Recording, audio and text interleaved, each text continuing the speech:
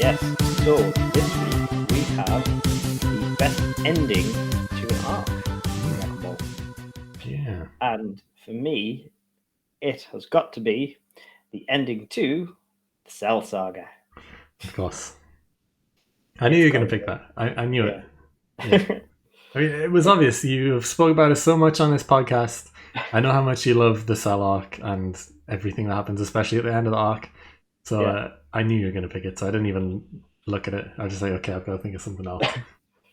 And you Great. know I'm right. I don't know. I think it could still be a close vote. So we'll see.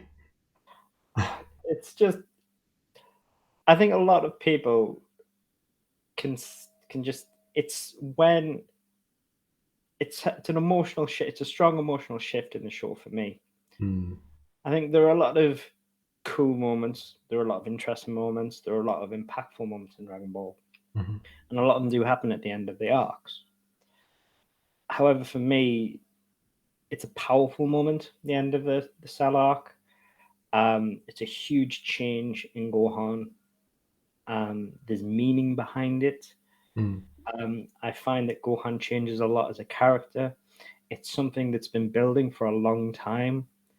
We've seen Gohan as a character from basically the Saiyan saga, Hmm. from when he first attacks Raditz. This is something that As a we've seen. baby. Yeah. Yeah. And this is finally a culmination of that. Of all of those arcs, we finally see it come to fruition. And and to see that finally happen and to see him snap and to see that final beam battle Hmm.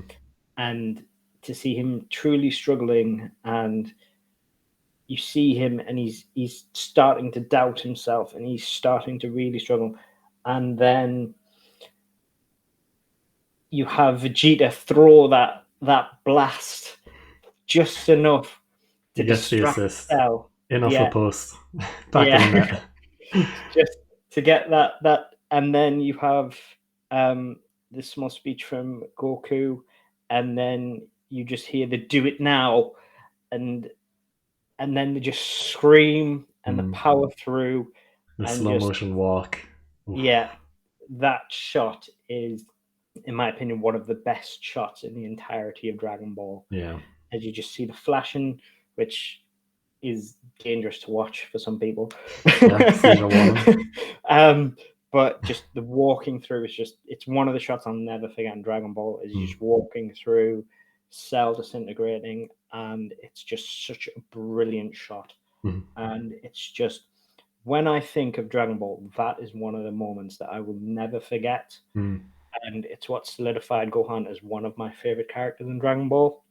He to me, he always changed into becoming that. Yeah. And then it made me pay a lot more attention into becoming Dragon Ball, as sorry, in from seeing Gohan, because it's fundamentally changed how I began to see him, and Mm. then I got to see him grow up more, and then look into him becoming an adult, into becoming a scholar, because in like the Frieza saga and everything, I just despised him. Yeah. But then throughout the Cell arc, I started to see him change more, and then when he became someone truly in the Cell arc, and then like obviously younger me, I also saw him and I was like, that's so cool. I want to be like him.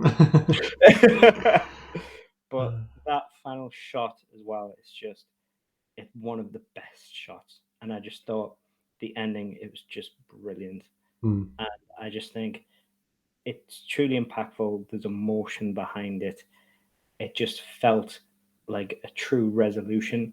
And there's a reason a lot of people believe that that should have been the ending to Dragon Ball Mm. Z. And it makes sense because it felt right. Mm. Like it felt calm. It felt there was peace. There was, everybody was just satisfied. You felt like you had a hero in Gohan, and he was going to be the Earth's protector. Yeah. Because basically Goku decided to stay with King Kai. He was just going to stay there, and he basically said, like, Gohan, you are now basically Earth's protector. Mm. You are powerful. Mm. And it was like, okay, cheers, bye, Dad, love you. And it's Yeah. like, you felt like you had something and nothing felt forced. Mhm. Everything felt like it was right. It felt like there was a conclusion. Mhm. And a lot of the times with Dragon Ball, that doesn't necessarily feel like it's the case. It always feels like there's a next step to the story, and you're ready for the next thing to happen in Dragon Ball. You're waiting for the next episode, things like that, or you're always waiting for the next thing. Whereas there was a conclusion in the Cell Saga, I found, and that's what it felt like with me. And I think that's why it was the best with the Cell Saga. You had an excellent fight, you had an excellent bad guy, an excellent kill, a brilliant protagonist, and it wasn't Goku, which was for once. Gohan carried, and you had an excellent resolution. And to me, that's why Cell Saga was top tier. Fair enough. Fair enough. You've got a strong argument there, and to be honest, do I think it'll win? Yeah, probably. But I guess my pick is the end of OG Dragon Ball, the 23rd Tenkaichi Budokai tournament. Of course, it's not going to win because no one knows OG, but it is, in my opinion, like, even though I knew you were going to go with Cell, it probably wasn't going to be my pick anyway. I would have went with this, yeah, because it's not just the ending of an arc; it is the ending of the entire show, and it was a good ending. You know, it's Goku's victory in the World Martial Arts Tournament. On his third attempt, he finally got a win against his most dangerous enemy so far, and his, now true rival, like bitter rival, Piccolo. Was it Toriyama's planned original end? Yeah. Yeah, I thought Yeah. so. Yeah. Like, Toriyama wrote this not knowing that he was going to do Dragon Ball Z at the time. Yeah. And he wanted a way to end the story of Dragon Ball completely. His most successful show, the biggest anime at the time in the 80s. And, he's coming off the back of his other extremely successful anime that just finished. He started Dragon Ball straight after, and then that became even more popular, the biggest anime in the world at the time. And this was the ending, the true ending to Dragon Ball. Goku finally getting the win.